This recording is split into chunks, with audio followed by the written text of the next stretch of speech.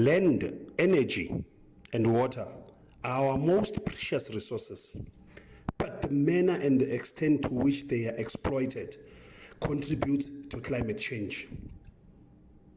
These elements, water, energy, and land, are part of what is called the biosphere. The biosphere can be defined as the global ecological system integrating all living beings and their relationships. These are those that lives in air, the atmosphere, those that lives on land, the lithosphere, and those that lives in water, the hydrosphere. And the interaction of them is what forms a complete biosphere. Now that we talked about the biosphere, it's important actually to see how these elements that forms the biosphere are structured. Let's start with the Earth's lithosphere. The Earth's lithosphere includes the crust and the uppermost mantle, which constitute the hard and rigid outer layer of the Earth.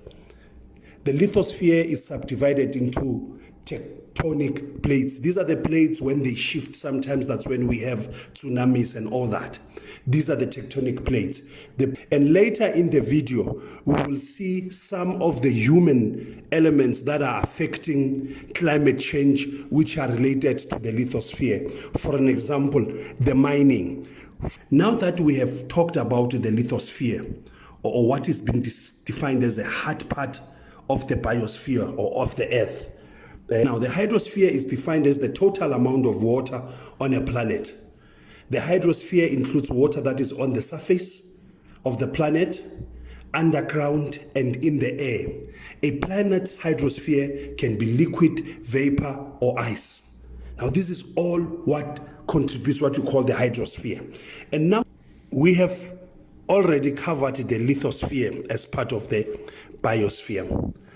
And we explained that the lithosphere is the hard part. We further talked about the hydrosphere, which is all the water on Earth. And this can include the surface water, the underground water, and the water that is in the air. The last component of the biosphere is what we call the atmosphere.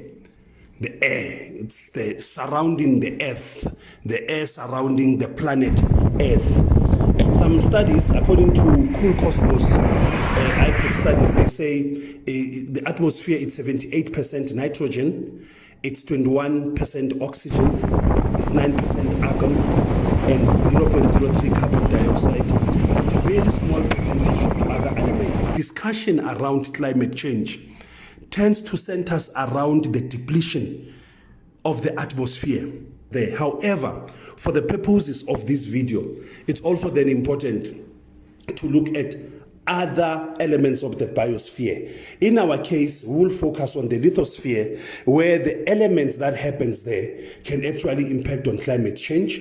And as we have indicated that the biosphere, it's the interaction or the ecosystem where the interaction between the lithosphere, which is like your land, the hydrosphere, your water, and the atmosphere, your air, and the covering of the Earth are very important. We therefore need to efficiently manage these resources, land, water, the air, and the energy that we require.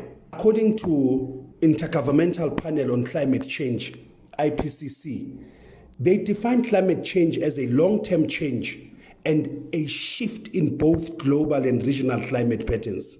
And they assert that the climate change can be due to natural internal causes and processes, also due to anthropogenic forces or human-made forces. The United Nations also, through UFCC, United Nations Framework Convention on Climate Change, without beating about the bush, they directly link climate change to human impact and contribution. They say climate change is attributed directly or indirectly to human activities that alters the composition of the atmosphere.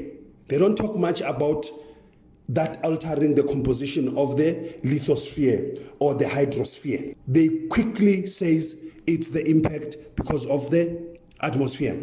Let's look at the global greenhouse gas emissions by sector. Electricity and heat production contributes to 25% of the green gas emissions. Agriculture, forestry, and other land use, 24%. Buildings, 6%. Transportation, 14%. Industry, 21%. Other energy uses contributes about 10% towards the global greenhouse gas emissions.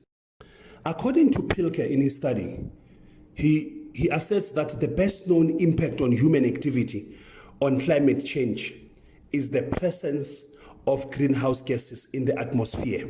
He does not stop there. He, however, asserts that variations in the land use and surface cover may be of equal importance. We have picked up a case study of where land use, in this case, gold mining environment, how is it affecting the environment? The toxic waste spills have always had devastating consequences in different countries where the gold mining operation takes place.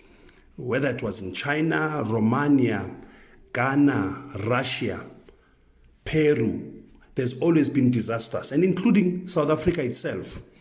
The gold mining belt in the Free State, which covers the towns of Virginia, Welkom, and Odendaalsrus. In 1994, a suburb of Virginia called Marispruit was gulfed in when a dam containing this toxic waste burst the dam walls and flooded and engulfed about 80 homes.